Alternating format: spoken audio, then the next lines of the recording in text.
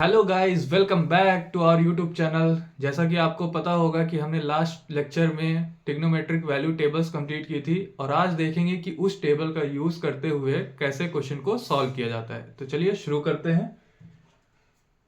हमारे पास क्वेश्चन है sine 30 degrees plus tan 45 degrees minus cosec 60 degrees upon sec 30 degrees plus cos 60 degrees plus cot 45 degrees. तो हम हर एक ट्रिग्नोमेट्रिक रेशियो की वैल्यू पुट कर देंगे।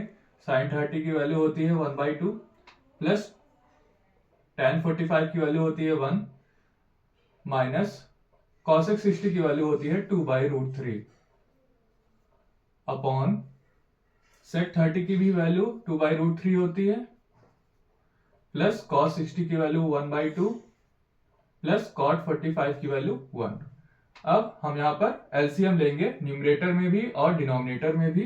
तो एलसीएम क्या आएगा हमारा 2/√3। अभी हम केवल न्यूमरेटर वाला पार्ट सॉल्व कर रहे हैं।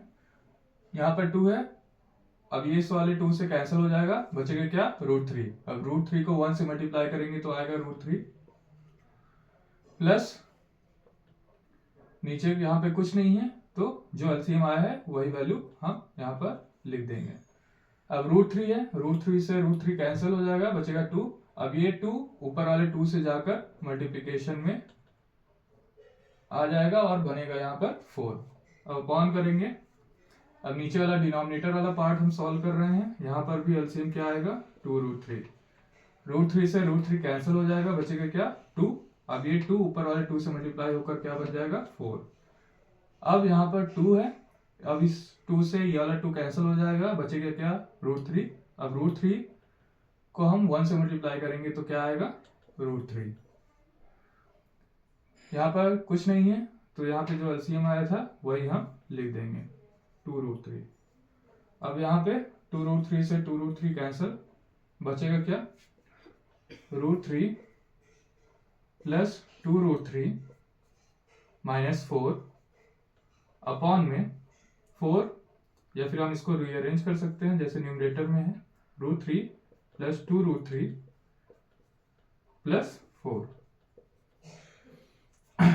√3 प्लस 2√3 होता है 3√3 माइनस 4 अपॉन यहां पर भी 3√3 प्लस 4।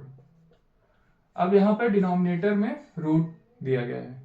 अगर डिनोमिनेटर में रूट होता है तो वो हमारा आंसर इनकम्प्लीट माना जाता है, इसलिए अब हम इसको क्या करेंगे रेशनलाइज करेंगे। रेशनलाइज कैसे करेंगे, जो डिनोमिनेटर में वैल्यू दी गई है उसका साइन चेंज करके न्यूमरेटर और डिनोमिनेटर में मल्टीप्लाई करना है हमको।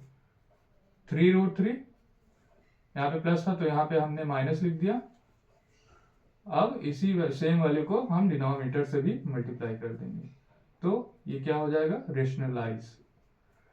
इसको जब हम सॉल्व करेंगे तो ऊपर आएगा 3√3 माइनस 4 होल स्क्वायर, नीचे आएगा। अब ये formula a plus b into a minus b वाला बन रहा है, तो इसका फॉर्मूला क्या होता है ए स्क्वायर माइनस बी स्क्वायर। यहाँ पे a क्या है 3√3 ए स्क्वायर माइनस, अब b क्या है 4 है बी स्क्वायर। इसको जब हम एक्सपेंड करेंगे तो हमें क्या वैल्यू मिलेगी, इधर देखते हैं 3√3